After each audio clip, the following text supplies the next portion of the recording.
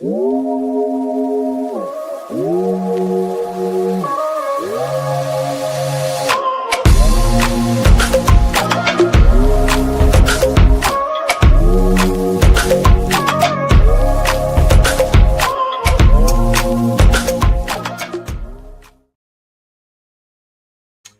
beautiful people, and welcome back to this month's Apparel with Purpose live stream. I am really excited about today's show, and we have a wonderful guest lined up that I'm really excited to introduce to you all here in a few moments. So really look forward to these shows every month, and we have some exciting initiatives that we're in the works with on Cherry Willow that I'll really be able to dive deeper into on our next broadcast. But for today, the focus is really going to be on our amazing guest and the wonderful work that his nonprofit organization Soles4Souls are doing. And so, with that being said, I'd love to introduce Buddy Teaster to our audience today. And Buddy, I really just love that you were able to come on the show, and it's so exciting. Being able to communicate and just learn from other people in the nonprofit space. And I'd love to give you an opportunity to introduce yourself and your organization to, our audience here at Cherry Willow. Sure, Matt. Well, thanks for the opportunity to talk. It's, apparel and purpose, and what we're doing here is always a great conversation. So I appreciate that very much. Also, I just want to say, I like that you're in a t-shirt and not a tie as it is in the intro video. So that makes me a lot more comfortable. I've been the CEO here at Soles4Souls since 2012, and we've changed a lot. Maybe we can get into some of the things that have happened over the last almost 14 years, but a core part of what we do has never changed. And that is, how do we create opportunity for people using shoes and clothes? Every year in this world, billions of pairs of shoes and pieces of apparel get produced. A lot of it goes to waste. And we look at that and think about, how do we help end wasted potential? The potential of those clothes and shoes, the potential of people who could use them, the potential of those lives and brains and hearts that will never maybe get the chance that they need or deserve. And so we do that through a couple different programs, which maybe we can dive into, but we look at ways to help create opportunities for the people we serve. And that could be around livelihoods. It could be around health, housing, dignity, for sure, underneath all that. But we also think about opportunity as, how do people who have stuff in their closets and would like to put it to better use? How do brands think about engaging their employees or using their excess inventory or their customer takebacks? What does it mean to travel? What does it mean to serve people in a way that is also about that opportunity to connect with people and to see another side of the world? And when we think about opportunity in that 360-degree way, we feel like it opens up all kinds of possibilities. Yeah, and I love that is the philosophy that the organization is built upon. And, and just in reading some of the different posts that you had put out there and some of the different materials from the nonprofit, it seemed like empowerment is a really large focus of the organization. And, not only creating, opportunities through philanthropy, but empowering folks through those opportunities that you're creating so that they can become, more self-sufficient. And I'd love to just learn a little bit more about how, as I understand it, when you took over, there were some challenges that the organization was facing. And I actually just finished a really good book by Ryan Holiday called The Obstacle is the Way. Absolutely. And so I would love to, I loved it as well. And I'd love to just maybe learn a little bit about how you were able to live that through, your experience at Soles4Souls. Yeah. So we have a complicated relationship with the word empowerment.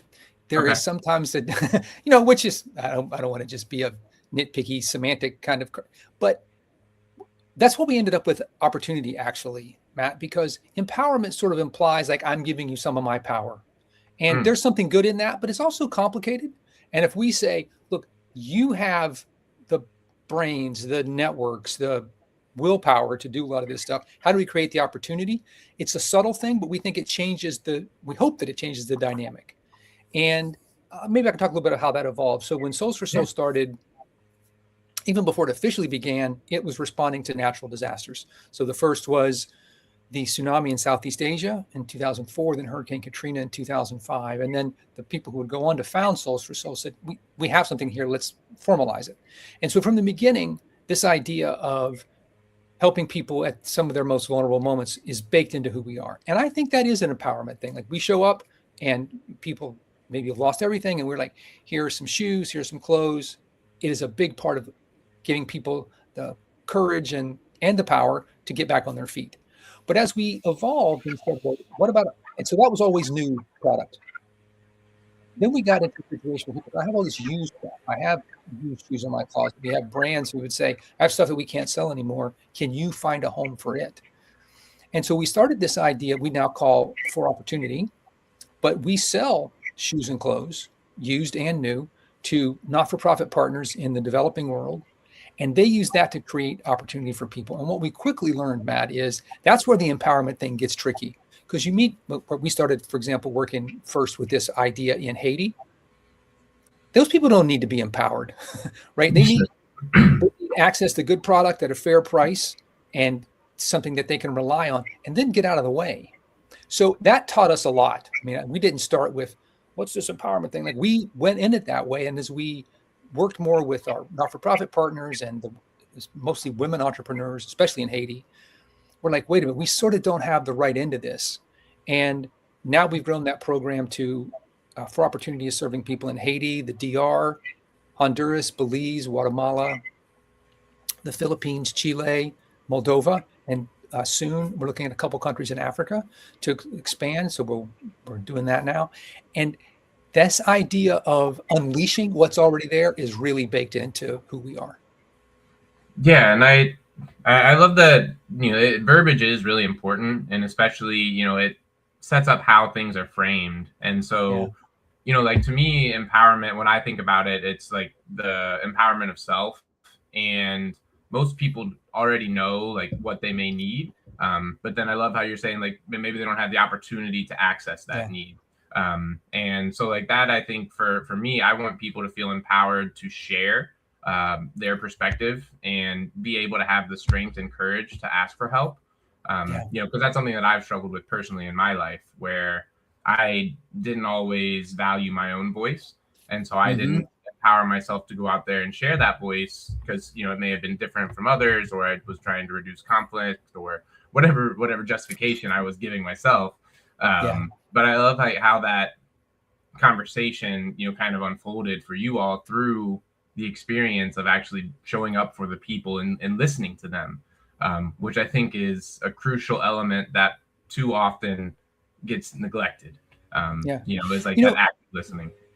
Matt, one specific example is really clear for me. Again, it goes back to early on working in Haiti with the first two women who are the entrepreneurs who sort of stepped forward to work with our partner. And it became clear that if you give people something, there's one kind of value around that. And often it's a very high value. But I think a lot of not-for-profits are, I'll put in quotes, guilty of showing up and saying, this is what I have, I'm going to give to you. And the expectation is like, you should be grateful. I did all this work to get here. Like there's some sort of dynamic. Sometimes it's a little weird. And when we showed up and said, hey, if you want to get into this program, if you want access to these shoes at this price in this way, you're going to buy them. It went from being, you have to accept what we give you, even if you don't really need it, to you're now a customer. And so that makes you kind of an equal, right? You can sit at the table and say, your price is too high, your quality's crap, and like whatever those things are. That is a big deal when there is an equality because of, lots of times the word transaction is a sort of an ugly word, but that transaction levels people up in a way that gives them that voice to come back and say, I need more of this, less of this, in a way that's not like, oh, I should be grateful. Instead, they're like, I'm paying for this, you owe me. And it changed the dynamic. And I think that's been again, I'll just speak to myself, a really powerful lesson to always keep in mind that there is a place and a time for providing stuff in a purely charitable way. But there is a time when having that mission of creating opportunity through a not-for-profit and using business creates a really cool dynamic too. Yeah, and I mean that's central to some of the work that we do at Cherry Willow as well. And I know I was sharing with you a little bit before the show went live, but really going out and I say increasing the visibility of the work that's being done in communities, and we see it a lot in the homelessness space where there are organizations. Well, it's like this is the service that we have available. Like to your point, like you should just be grateful that we're doing this for you. But if that service isn't aligned with something that individual feels they need support in, Yeah. And like I like to say, it's like, oh, maybe this person needs support with D, and like whatever that might be, financial empowerment or credit score, whatever they're interested in learning about. But the organization's like, well, you need to do ABC first. And that Right. person, I don't want to do ABC. I want D. And so it's like kind of balancing that need for structure and framework for scalability, while also being able to meet the needs of the individuals that organizations were created to serve. And I think that is a really delicate Yeah. balance that nonprofits don't always do the best job of navigating. Yeah. It's tricky. I mean, again, Soles4Souls, we spend a lot of time trying to get people to give us their shoes and clothes. And sometimes that seems like, well, like we're done now. we got them. And you realize that's the starting line. Yeah. And how they get there and what they create and the unintended consequences, of, like, we worked with our partner for a long time in Honduras, and he had a guy who came the first time to buy shoes. He rode a bus 8 hours. And after a few years, he's showing up in a box truck to buy. And pretty soon he's demanding something that we can't deliver anymore. And that caused a lot of soul searching. Like, who are we really here for? What are we call these people sometimes in this category micro entrepreneurs, which is a little, I don't know, sometimes not a little condescending. Sure. But what happens when they get to be sort of macro entrepreneurs, when that should be a win that they've graduated, but at the same time, should we keep serving them? So I love when organizations do this well, they're asking themselves those questions all the time. And success should generate just as many questions as when you don't succeed. Yeah, I completely agree. And I feel like that kind of gives us an opportunity to dive into our first topic, which was like giving apparel a second life. And, how did you kind of morph the idea, like, from what success looks like and bring it to today, like with the expanded needs and people and geography that, the organization operates within? I'm really interested to learn a little bit more about how that progression has unfolded. Yeah. So as I mentioned, Soles4Souls started out really in the footwear space. And so for the first few years, it was exclusively focused on footwear. And then over time, part of it was, nobody divides their life into shoes and clothes. It's all stuff they wear. And the second thing is, increasing on the brand side, there aren't many simply footwear companies. They have an apparel arm, especially on the athletic side. And so these companies we're partnering with, in one way, they would say, well, what about these coats or these pants or these t-shirts or underwear, socks, bras, whatever. And we had to, and this was before I showed up, the organization made the decision, like, we have to figure this out. This is important to be a good partner. And the people we're serving, they also need these things, whether Right. that's to wear in the moment or, to put into their sort of entrepreneurial channel. And we struggle, honestly. I mean, our name, Soles4Souls, already sort of leads you down the footwear path a little bit. Sure. And the economics are very different. To move and to sell or to give away for free. And so it is, as I said, I've been there, it'll be 14 years in October. We still wrestle with how to talk about it. But the thing that we have learned is when we get it right, it's an amazing complement to what we're doing. So I'll just maybe give two examples. One I sort of alluded to, and this is whether we're giving it away for free or putting it into our 4 opportunity channels. Things like socks, bras, and underwear. Like, that's not sexy. People don't think, oh man, I can't wait to be involved in that. But those basics, just like you and I, like, we don't think about them, but you take them away and it moves up to the top of the list pretty fast, right? And Yeah. so being comfortable talking about it, looking for it, saying how important it is, especially in a place like a lot of the developing world where women are often up against sexual violence and things like that. If they have the right bra and socks and underwear, and it gives them confidence and a way to think about themselves a little differently. And so that's not a tangible thing, but it's valuable. So that's one piece. And then the second piece, there's a company, I mentioned socks a few times. We work with Bombas, who has this buy one, give one model and has from the day they started. We started our For Every Kid program when we're providing new sneakers to kids experiencing homelessness. And pretty soon we realized how important socks were. Like if we could also do that, and we'd been a partner with Bombas for a while, and we went to them and explained what we were doing.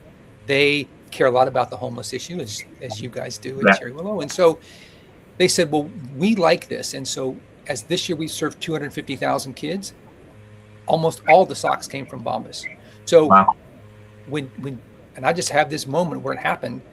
This kid said, got shoes, pretty excited, got socks, and her response was, now I don't have to share with my sister.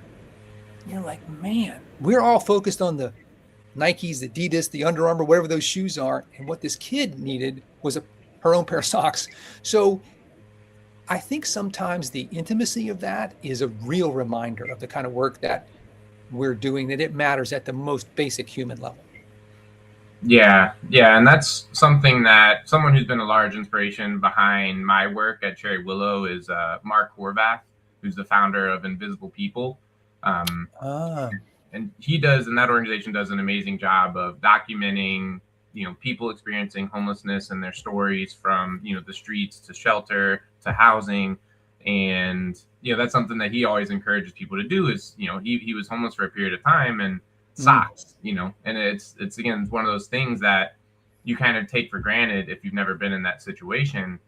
But to your point, it has a large amount of dignity associated with it. And, I think actually there was something that I was reading when I was doing some of the research about the organization where you were focused on not only providing shoes, but also providing like high quality, name brand shoes. Right. And, that resonated with the story from my childhood where, I grew up in a working class family, was really grateful for my childhood. And Cherry Willow is actually named after the two streets that I grew up on in honor of my parents. And, my mom taught me the value of service work and taught me unconditional love and what it means to show up for others with that. And that's what I ultimately am hoping that Cherry Willow as a brand will be able to stand for, is unconditional love for all people, but particularly those experiencing homelessness. And then, my dad, I learned about self-discipline and how to, be able to set a goal for yourself and just work towards it until you hit it. And, like one story that stuck with me from when I was a kid is, we usually would get like one new pair of shoes. And I'm a single dad now. I have 3 little ones and they actually start back to school tomorrow. And like that back to school time is really crucial, for kids. And the bullying can be relentless. And like, I remember I was really excited. I was in middle school. I don't remember the grade, but I got 2 new pairs of shoes, which was a big deal, because we would usually only get 1 pair. And I picked out like these Shacks that were blue, was my favorite color. They were super shiny. And I was really excited about them. And I remember the first time I wore them, this girl, she's like, "Oh, what do you get your Shacks from Payless?" And it like just made me feel really terrible. And I never wore those shoes again. And that was something that stuck with me, and reading about the work that you're all doing, it can have a big impact on people and how they view themselves. Matt, you said it's such a, we go and we provide shoes to these kids. Mostly it happens behind the scenes. And I'm happy to talk about how we do that, because working with the schools is super important. But sometimes we get to do bigger events. And on one hand, like serving these kids is an amazing experience. And sometimes you're like, you kids are meaner than snakes. Like, what are you doing to each other in here? And so that story that you just shared, which is heartbreaking, like, that was a mean comment that, I don't know, 20, 30 years later, you still live with. Yeah. That's a crazy thing to have happen around a pair of shoes. And it happens all the time. Or your clothes or your pants are too short or your shirt's too long or whatever it is. And we both said a word here that's so important, and that's around dignity. No matter what work we're doing, if that's not baked in, this whole thing is, look, it's not a sham. If you still get the socks or the shoes or the coat at the end, you're probably happy to have it. But there are ways to do it that maybe put a little salve on that wound so it doesn't stick with you that long. And there are ways to do it that make you feel like you will never get over it. And so hopefully we're working with people who are really looking for that way to do it in a way that makes the other person feels seen and respected and not treated just like a good deed for the day. Yeah. Yeah. And I think that, one of the things that you had shared about was, kind of building the brand partnerships for impact. And so I would love if you could talk a little bit about both the partnering with the brand side, but then also, being able to partner with the schools and Yeah. partnerships, I think, are something that's been central to our, Cherry Willow's growth, as we have a little over 80 nonprofit partners. And that's something that, I think as a space, I whenever I work with nonprofits, I encourage them not to think at an organization level, but to think more at a sector level. And it's like there's 1.9 million nonprofits in this country.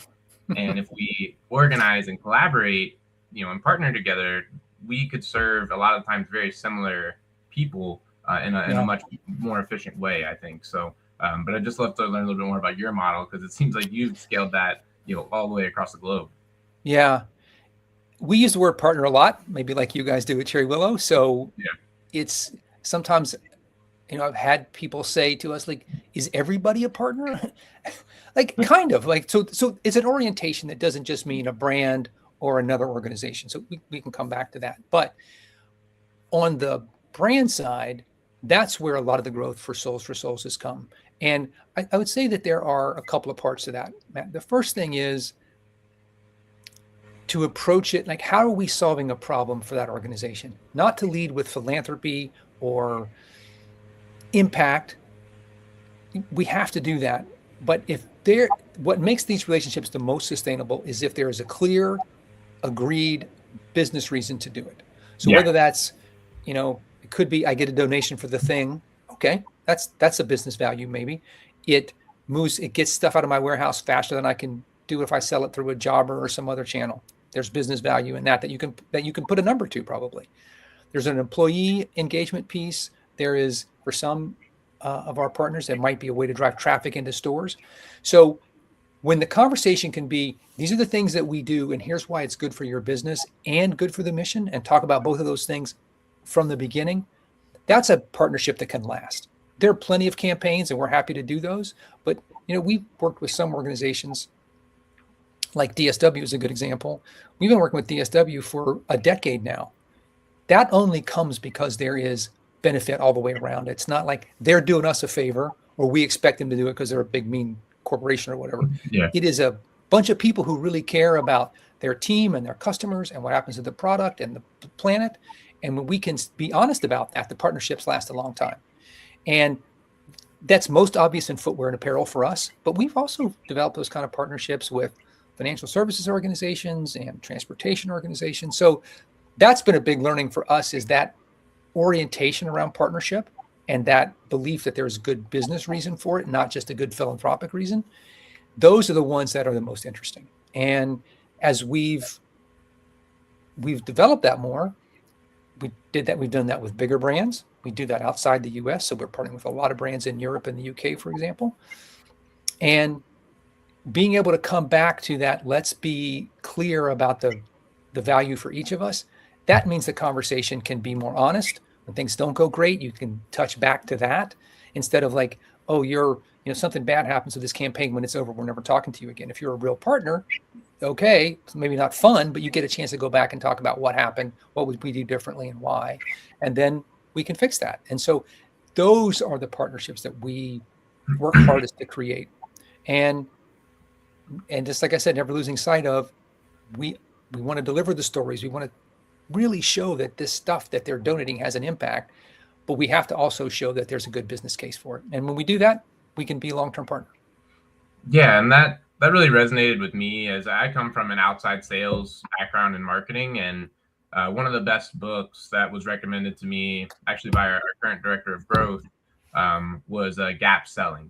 And like that was central to like a good salesperson has to understand the business problem that whatever the organization is a solution for.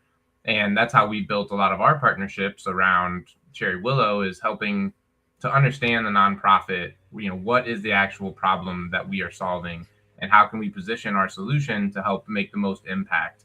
And I think that's, when you go back to like what a partnership is, and again, the obstacles way that we talked about earlier, is like when they don't go well, do you have the level of trust? Do you have the opportunity to, okay, like assess and iterate and make it better the next time?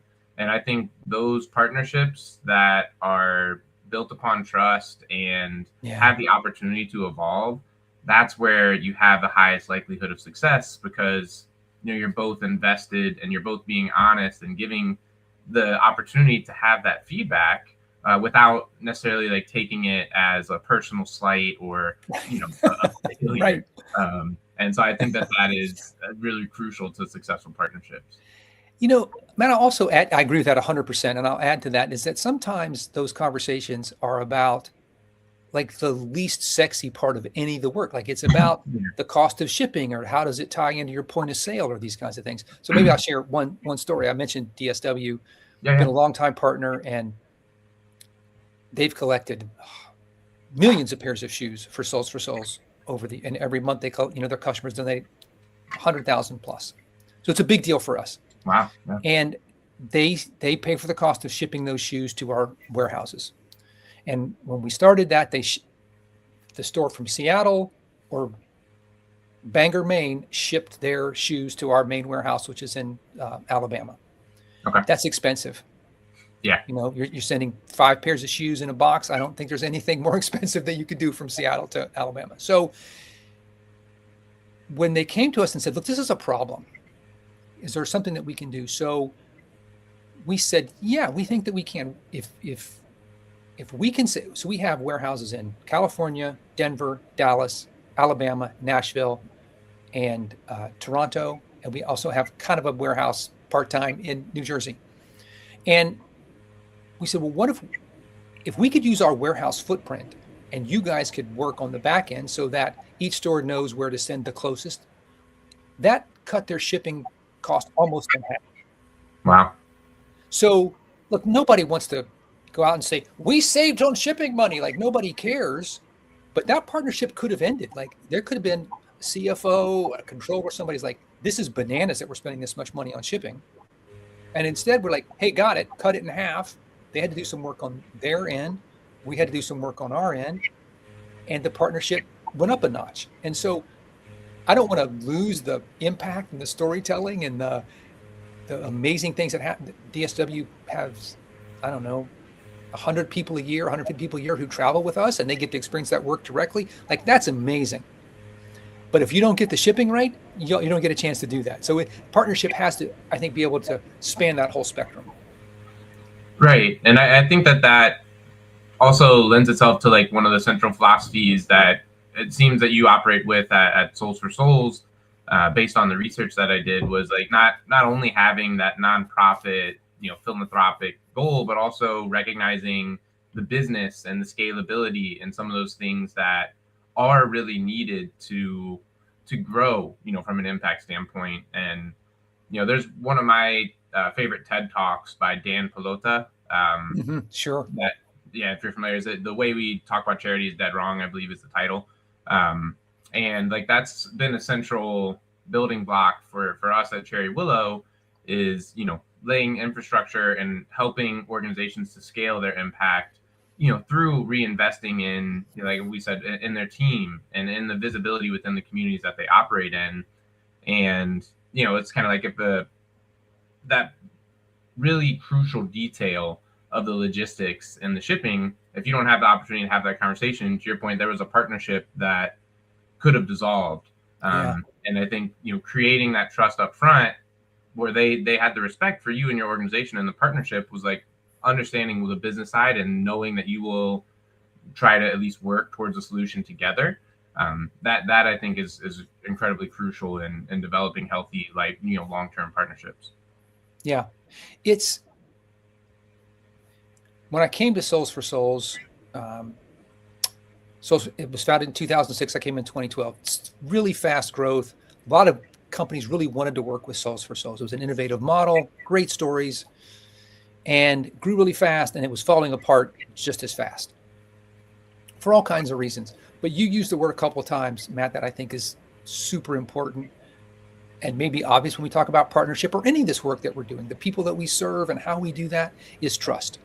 Yeah. And I heard somebody said something to me, a board chair said to me this week, you earn it in drops and you lose it in buckets. I've never heard that phrase, but that's it, right? And so having to rebuild those relationships in a way was terrible. Like, I'd go to these meetings and they would just be like, you suck, you said that, and even though it wasn't me, it was me. Yeah. And it was our organization. And so the thing that has been great about that is it led us to one of our values is around being transparent. And that's easy when things are going great. But when you have to go into meeting after meeting and somebody's just kicking you in the teeth, and rightly so, like they're not wrong about why they're mad. It is like those values that we operate within Soles4Souls. And then how do we actually show up and use it in a partnership conversation and say, we're going to lay it all on the table and we mean that? The financial piece, the human piece, whatever those things are. That's how, at least for us, it's been really effective in making sure that we're having the right conversations and not just a transactional conversation. Yeah, and I was curious. So is that kind of what you would define as separates like a great partnership versus from somebody that's maybe trying to check a box and like, a donation component and move on? Like how I've learned it's oftentimes what you say no to that's just as important as what you say yes. So I was curious how you've kind of identified those partners that maybe were not a great fit, but that were on paper, but in practice they didn't fall through. Matt, I wish I could say that were true. We say yes to a lot of stuff, but I think what we've gotten good, that is not long-term. Like these people aren't going to be back year after year. Yeah. The way the company's organized, the situation, there could be lots of reasons. And I think what we've gotten better at is being clear about those things being different and not treating everything as a potential long-term partnership. That we know is not true. And so we don't invest in the same way, right? I mean, if this is like, hey, one company one time had a problem and they called us, okay, that's maybe an introduction. There might be something there, but that's probably not a place to invest where the company has said, we're trying to do something that lasts over time.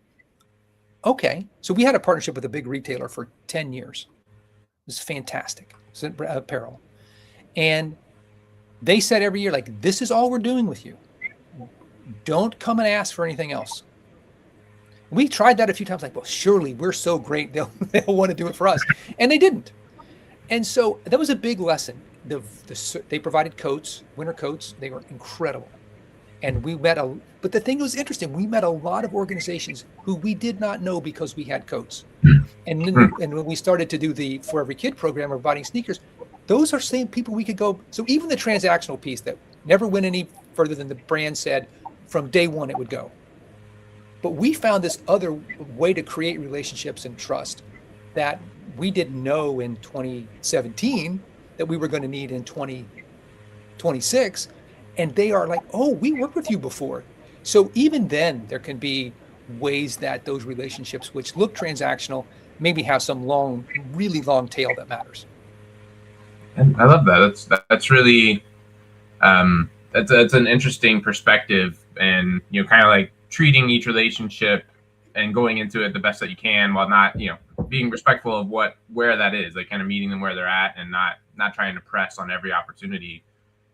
So is that one of the things that you would say, like now that Soles4Souls has been around for 20 years, is there any particular like accomplishments or maybe partnerships that stand out to you that, you would really love to share about, on top of the DSW that you already shared? Just any story about the longevity, I think would be really, really impactful for our audience. I'll share a story of another brand. I mentioned Bombas too. We've been working with them a long time, but that has ramped up in the last few years. And I am such a fan of that company. Like I could go on. I won't, but I could. I think they are so thoroughly who they say they are that it's a joy to work with them. But another footwear brand that has been really interesting to work with in almost the whole 20 years. So Deckers owns Uggs and Teva and a bunch of other things, and they also own Hoka. Okay. And I was an ultra runner for a long time. My knees are shot, so I'm an ultra walker now. But I've been a Hoka guy for a long time. And when they first came out, they were super ugly and weird, right? You would go to an ultra, go to a 100-miler, and 4 or 5 people would have them on. It was like, and now they're a gazillion-dollar brand. Yeah, There's shoes everywhere, right? They're super successful. And Deckers gets a lot of, it was a great story by the entrepreneurs who started it, and they got it to where they were about to kill it because the quality was crap. They couldn't scale, and Deckers helped them do that. So it ended up being, I think, a pretty beautiful story. But they came to us and said, hey, we have a pretty good return policy. If people don't like our shoes, they can bring them back, and they're not saleable, but they're still good. And it's been a really amazing journey with them, Matt, because in the beginning, as I said, nobody really wanted Hoka's, so we could take them anywhere. Because a big part of our responsibility to the brands often is to make sure that the product doesn't show up where they don't want it to. So when they say, hey, it can only be used in these places or it can go anywhere but here, we work hard to respect that. Yeah. And so at the beginning, we could take Hoka anywhere. And as they've grown, now it's like you can go to Uzbekistan with Hoka because they have commercial relationships in all these places. And right. It's been hard. But because we have such a foundation of trust and a long history, we can navigate things that in the past would have totally sunk us, right? Where sometimes somebody we provided shoes to took them to some place that we didn't know, but they weren't supposed to go. And these brands, Hoka's one, but many do have very sophisticated ways of tracking product. And so we'll get a call. I remember when I first came to Soles4Souls, I'd been in the job less than a month. And we got a call from North Face, and they said, we donated jackets to you, and they are in Chile, and they're not supposed to be there. And I'm like, I don't even know where Chile is. Like, what am I supposed to do? But it was an early lesson for me that this is sophisticated, and they mean business about it. Like it's billions of dollars of lost revenue, et cetera. So working through that with Hoka in particular has been challenging, but because we trust each other and we can say, this is what we're doing, this is what we got wrong, this is what we got right, and this is what they need, they can tell that to us. That's why we're still working with this brand that's growing. I think when Deckers bought Hoka, they were doing a few $100 million, and this year they're going to be a $3 billion brand. Like wow. That's hard growth for anybody to keep up with. And for us to be in conversation with them as they do that has been like, there's a lot of satisfaction in there. That's a great company. And we get to work with them in a way that helps them from a business perspective and provides a tremendous amount of value to people who get the shoes. Yeah, and there's a couple of different threads that I want to pull on, if you will, from what you shared there. But were you planning that, Matt? Like, did you have that written down? I had it. I do a little improv in my spare time, so you got to get some jokes in now and then. But like I was sharing with you a little bit before the show started about the Pedal for Progress rides that I do at Cherry Willow, and our audience is familiar with them. But for anyone that's joining from Buddy's audience. We do these long distance bike rides to raise awareness for organizations and, particularly around our cause of addressing misconceptions around homelessness and the people it impacts. And, you shared about doing the ultras.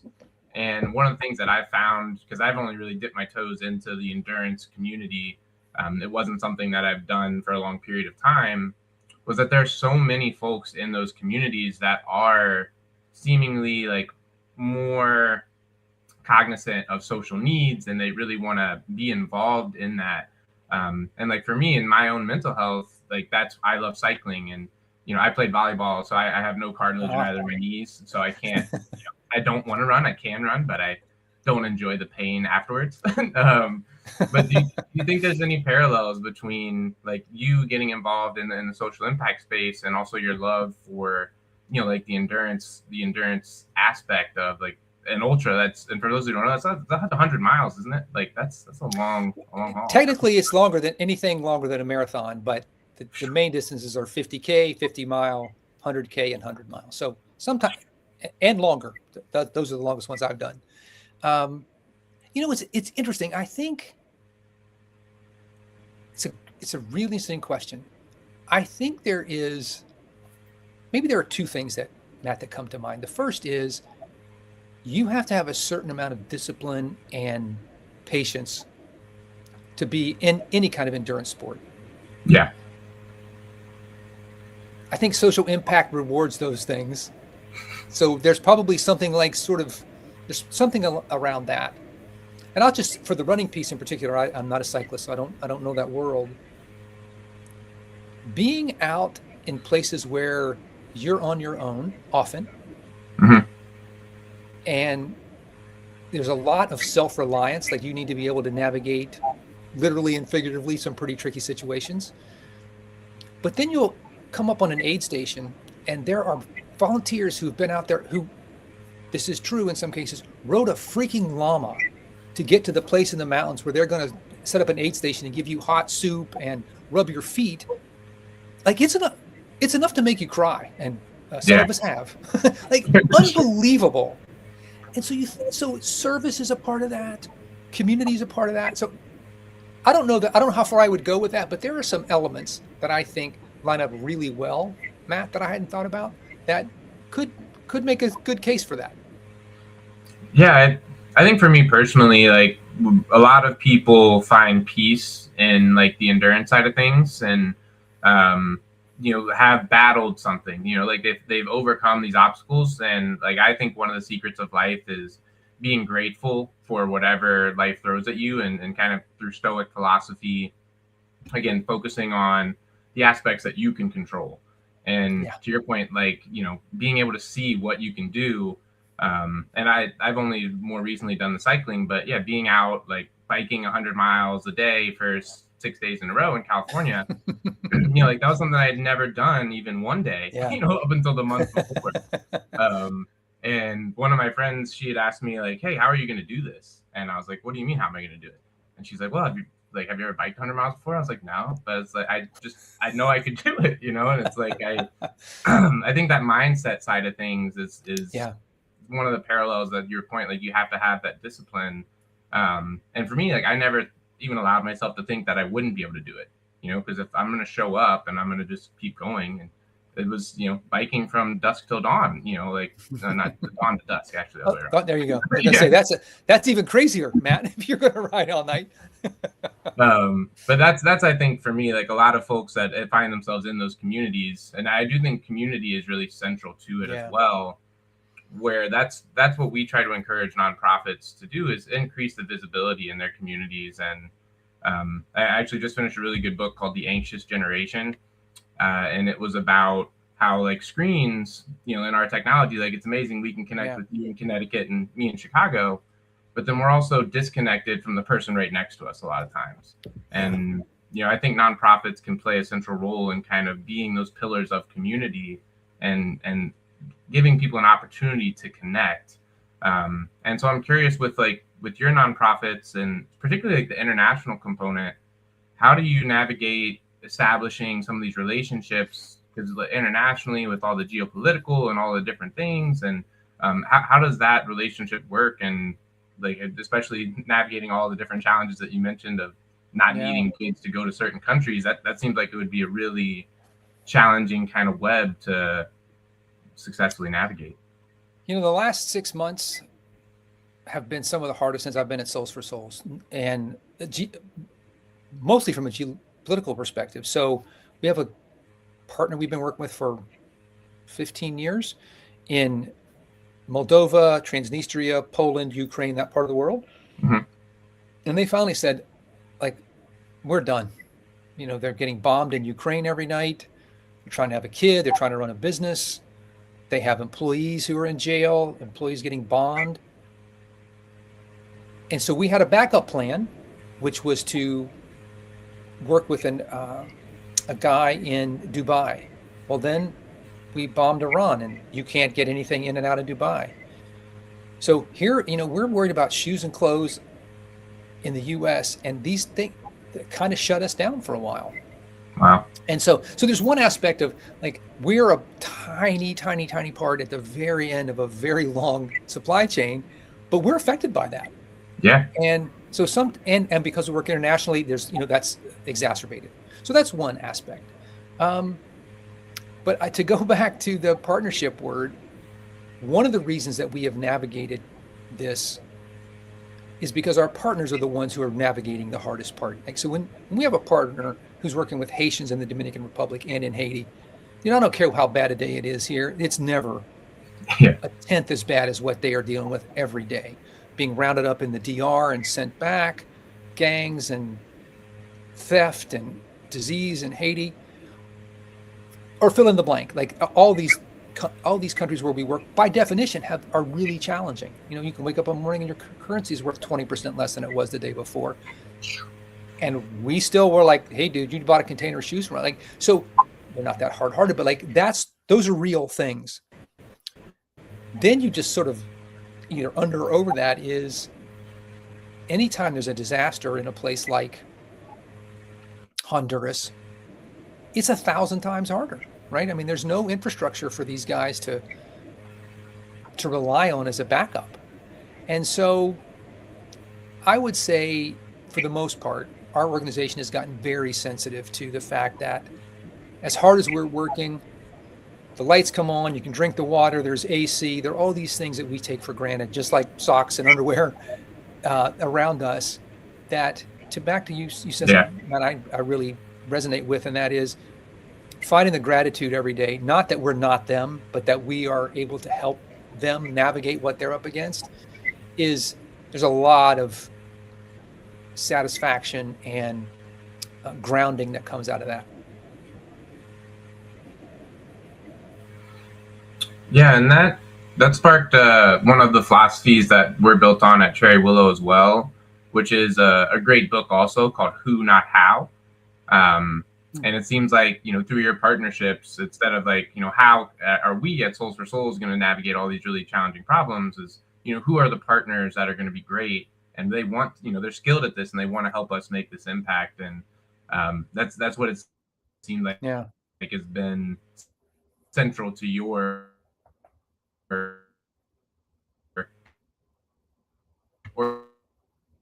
organization's growth. I'm going to take that down. Who Not How is a great book. A great title. I hadn't heard of that before, so I'm definitely going to add that to the list.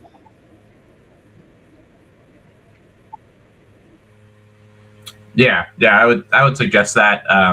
But it seems like you're already operating in that way in the partnerships. So that's really a really cool thread that I feel like could continue through. And then one other thing that I think you would be specifically apt to talk about is like how do you navigate like the business side of the nonprofit and growth versus like the impact side, just directly, given all of the different complexities that you have. So it's a great question, and I think it's one of the most challenging things for most not-for-profits to figure out is how do we really talk about our impact? And so forget about mission statements and all that, but how do you really know if you're doing the thing? So a few years ago, 2017, we'd been struggling with that question. And so we did what most not-for-profits do that are handling physical things. We counted what came in and went out, and we're like, yay for us. We collected 5 million things. Yeah. And as we but why does that matter? So we came up with this idea of economic impact. And that is, what's the value of the stuff that stays with the people that we serve? So we kind of did some field research. We did some back of the envelope kind of stuff. And we came up with this approach of the value of a pair of shoes or a piece of apparel and how it got distributed, whether it was for free or through our For Opportunity program. And we ran with that for a few years. And we said in 2017, we want to have $1 billion in economic impact by 2030. And we were like, sounds good. No idea how to do that, right? Sure. And so, but the thing that was great about it, Matt, is it forced us to think about how we used everything that came in. What's the highest value? So that could be financial, but it could also be around economic impact. Mm-hmm. And what that meant is that we have to make a trade-off almost every time we're doing that. And so this metric, which sounds okay, sounds a little abstract, it turns out it guides our daily decisions. So it is baked into our organization. So we have that. And then the rest of our business, we acquired a company earlier this year, a for-profit company. So we have now about 110 employees. Wow. And they want to get paid. They want 401k benefits. And we want to be able to expand and have warehouses and all these things that we either have to do to deliver or to take care of our team. We have to be pretty disciplined around how we run it like a business. And so we have our BHAG of 2030, which is the $1 billion in economic impact. We have 3 to 5 year plans. We have a 1 year budget. We break it down into quarterly priorities. Like, we are very disciplined down the whole stack of how do we do that? And so there are mission pieces to that, and there are very clear financial pieces to that. And so as we look at the landscape of how things are changing in footwear and apparel, product donations, if we don't have product, we can't do anything. So that's a core focus for us. Well, you can now sell it on the Real or ThreadUp or Facebook Marketplace. There are all these things that you can do. So that's changing the dynamics. People in this moment are wearing stuff longer because money's tight. So we're getting fewer donations. And when we do get them, they are more worn on the used side. So we bought a business in the Netherlands, and we're expanding it here, that allows us to repair new shoes and clothes for brands. So it's stuff, it might be missing a button when it comes from the factory, or it got moldy in transit. There are all kinds of problems that with a little bit of work, you can sell at full retail. So we're trying to figure out, back to the business piece, how do we serve a brand where they can say, fix it, donate it, sell it, one stop, you guys can do the whole thing for us. We hope that'll make us a better partner, but there's a business reason for that, and there's an impact reason for that, and we were very clear about both. Interesting. Yeah, that's actually because we're working on a couple of different acquisitions ourselves at Cherry Willow, and that's something that we're encouraging other nonprofits to be able to do more from a funding stability standpoint. Because I've consulted with some presidents of organizations where they're like, hey, 93% of our budget is in a grant. And, like with this administration, hard to sleep at night with that hanging over your head. Yeah. And like, that's, like being able to have services that are for revenue, and like being able to provide value to your point, like where is the business value and who out there needs that value and is willing to pay for it. And again, like that, but another thing I'd like your perspective on is, kind of like the marketing side. I am a big fan of storytelling. I think everything in some way, how we receive it is through a narrative that someone creates and, somebody else distributes. And I think a lot of nonprofits have an opportunity to tell more stories about like, the impact of the work, rather than focusing on what you were talking about, like maybe just the gross tonnage of material that you had. Right. But like, what does that actually equate to for the people that are on the other end of that, which I think ties back into something we were talking about at the beginning of dignity, and that's something you can't always quantify, right? But it is a feeling, and that's something that I think through a story, you're able to feel a lot stronger than necessarily focusing exclusively on data. Matt, do you know the not-for-profit Charity Water? I'm not familiar. From a storytelling perspective, they are worth checking out. They are masters at it. And they created an experience. We're based in Nashville, and just south of Nashville, they created this experience center, and they do this amazing job. So, people not having clean water is a problem in lots of places, and it's a giant problem that kills people by the thousands every day. So they tell the story of one girl. Her name is Grace. And it's the story of what she was up against and how her life changed when she got clean water in, I think, Uganda. It is amazing. Like, that the story is true 10,000 times over, but they brought it down to one person.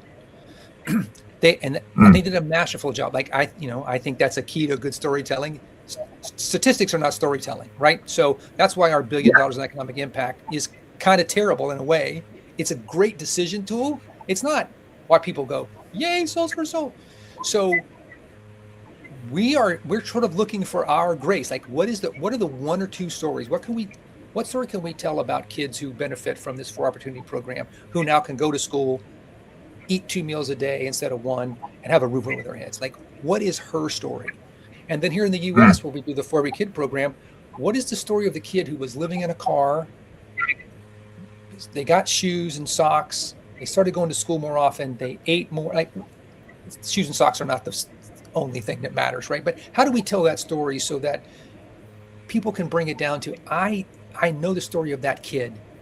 And it's hard because we want to tell every story about every person and look how many people, and it goes against most of our instincts to bring it down to your point of like, what is the story? And so we're trying to learn a lot from Charity Water, and there are other great organizations. So if you have any favorites, I'd love to hear, because it is high priority for us. Yeah, I mean, I would encourage you, again, Invisible People, particularly in the homelessness space, does an amazing job of different stories. And, I think one particular issue that the homelessness sector faces is only celebrating the success, and not being fully honest about like, hey, this is a huge challenge. And like, yeah, we've made progress in these areas, but to create the change at the scale necessary, it's going to require, more buy-in from more individuals. And like, that's why for us, like public perception around homelessness is the first thing, because it starts with awareness, right? If you're not aware of an issue, you can't become educated about it. And then once you're aware of it, you can educate yourself. And then once you're educated, you thinking starts to change, your behaviors change, your habits change. And now all of a sudden you're somebody that is invested in taking a daily action towards being a part of the solution, regardless of whatever cause that is. So I guess, I'd love to know, like in the next 20 years, as we're kind of getting towards the end of the show here, the first 20 years of Soles4Souls, like what do you want to see the organization continue to evolve and in the next course of the next 20 years? Yeah, Matt, we are at a moment. It's a good question. I don't know. I don't have an answer right now. And I'm, as the CEO, a little embarrassed about that. But we have driven and worked so hard to get to this $1 billion. Like that has really defined a lot of the choices that we've made. And I think it will never go away as a metric. It's too good. However, what is the next 20 years like? I don't have a good answer for that right now. We are in the middle of trying to figure out what is a sentence or two that captures that. Right now, we have 4 programs and we do shoes and clothes. We tell this complicated story. Yeah. But this idea of coming back to 2 things, I think somehow is in the mix. How do we give people the chance to unleash their potential? And how do we use that in a way that creates opportunities for them? That's the core. I mean, shoes and clothes, I think, are going to, so much of it still goes in the trash, that this idea of like, well, we're going to solve it. It's less likely that we solve that than we solve homelessness, right? It's just, there are 6 billion pairs of shoes manufactured every year. Wow. Probably 8 times that pieces of apparel. Like it's a bananas number. So that is not the answer. But to come back to your thing about what's the story, like what is the thing that we can go back and say, Matt had a better shot at doing the things that his potential would allow him because of our work and our partnership. Somewhere that's the answer. And I don't know. I think we're going to have to work hard to articulate that. But those 2 core ideas, I think, will remain.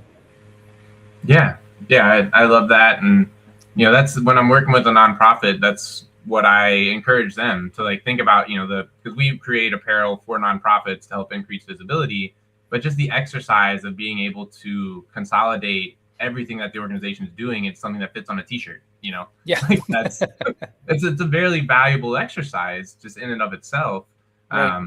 And it just sharpens everyone's ability to articulate, their why, and the organization's why. And so I really appreciate you taking the time and sharing a little bit about your journey and Soles4Souls. And I'd love if you could share, for anyone that is getting connected with you and learning about it, how can they stay connected? For nonprofits in the audience, if they want to be a part of, our retailers, they want to be a part of working with you all. Would love for people to understand how they could start that process.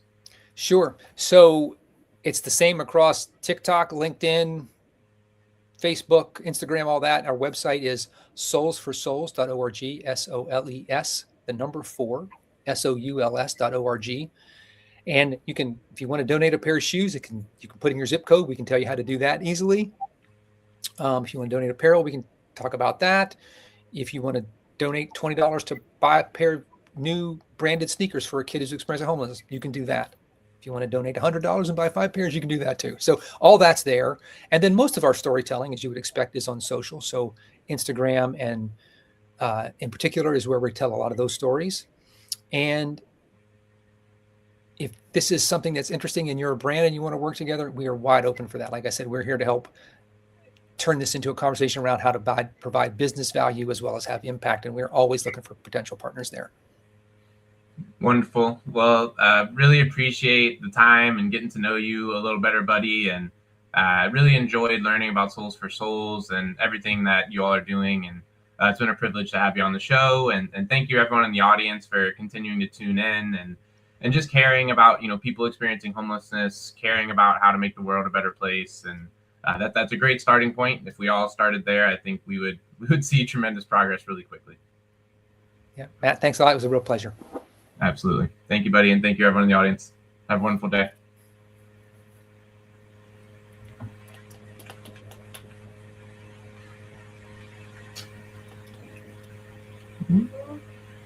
Or I could filibuster, as it seems like we may be experiencing some technical issues wrapping up the show. This is where the blooper reel starts. There you go. I am curious, Buddy. How did you get into ultras? Was that just something you were interested in? It was an evolution. I started running. My brother was my younger brother. We lived together for a while. We both lived in Dallas, and he got me into running. Then ran a marathon. Then I sucked at that. And I said, well, I can't go faster. Maybe I can go longer. And then that led to a 50K. And I'm just like, well, then I was hooked. And so I'm 62, so I've been at it for a little while. I've run about 80 ultras. So I'm thinking about how do I get to 100? I have a little bit of what could I do to pull that off? But now it's just walking. I can't run anymore, but I can still walk. I did a 50 miler earlier this year. And wow. So if I find the right event where I have enough time, I'm willing to go out and walk and do that. Yeah, I mean, I've ran 8 miles one time, and that was enough for me. Yeah, the idea of 100 miles on a bike, dude, I'd rather crawl across ground glass and do that. I love it. It's so freeing, and although I will say California, that ride was so much more enjoyable, despite it being twice as long as the Florida ride, just because of the landscapes and the different despite Google Maps trying to get me killed a couple times, but it's but the running, I admire. I have some people. One of our clients is a local running shoe store, and so he hosts these backyard ultras. Which are you familiar with those? I did one, the Big Dog Backyard Ultra, bananas. Okay. Yeah, it's really interesting. I mean, it's not something that I would love to do, but the concept and having that limitation of only being able to do I think it's 4 miles in an hour and however many hours you can do, it's really interesting. So they're trying to encourage me to do an Ironman. It's I can do the swimming and I can do the cycling, but I think I'll do tag team. You find somebody that loves to do the running, because I just really have no desire. I'm doing so. The guy who, I'll put in quotes, invented the Backyard Ultra is from Tennessee. And I've done a number of his races, and one of that he's in his 70s now. So a bunch of his friends can still do the distance, but they can't make the cutoffs anymore. Okay. And so he came up with this race for them called a Race for the Ages. I've done it twice. I'm doing it again here in a few weeks, where it ends at noon on Labor Day Monday. And if you're 40 or under, you get 40 hours to go as far as you can go. And for every year you are older than 40, you get an extra hour. So I'll have 62 hours to go as far as I can. And the miles all count the same. So there's no penalty for being old. Interesting. And the first year I read about it, it's been going on for a while, but the first year I read about it was a 90-year-old who went 100 miles. I'm like, okay. Holy smokes. I can't run anymore, but I can do that. My wife's like, you need to quit being a little whiny baby and sign up and do it. So I've done it twice. I'm going back again in a few weeks. And it's a 1 mile paved loop in a park. It's no frills. Yeah. No frills. Exactly right. No frills. And super safe. If you got a 90-year-old, you don't want him running around the woods in the middle of the night. Right. That makes sense. Yeah. Well, I think I'll eventually be talked into it, but for right now, I'm going to stand firm. I like your tag team idea. That's a smart way to go. Yeah, I mean, because I love the cycling, and for me, it's a little sore, a little saddle soreness. But other than that, I feel like I can just bike forever. Because in in the Ironman, that's 112 miles if you do that distance on the bike, right? Yep. 2.4 mile swim, 112 bike, and then the full marathon. Yeah. So yeah, I just attempted my longest open water swim over the weekend, which was about 3/4 of a mile. So that was fun. Wow. But my technique, I have a lot to learn. That's where 3/4 of a mile is not 2.4, and your technique matters a lot. Oh yeah, quite a bit. Well, Jesse, if you can hear us, we have had a lovely show, and we've just been kind of filibustering a little bit. It seems like you're back doing some production stuff now, so thank you everyone again in the audience. Thank you, Buddy, for joining us, and please check out Soles4Souls and the amazing work that they're doing. And again, thank you for your continued support of Cherry Willow and our work. It was a lovely conversation, and I hope you all have a wonderful Wednesday.